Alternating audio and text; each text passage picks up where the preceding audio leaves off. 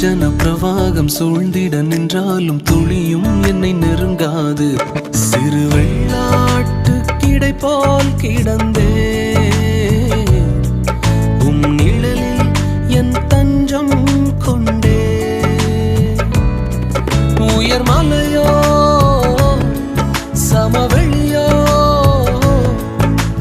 இரண்டிலும் நீரே என் தேவன். உயர் மலையோ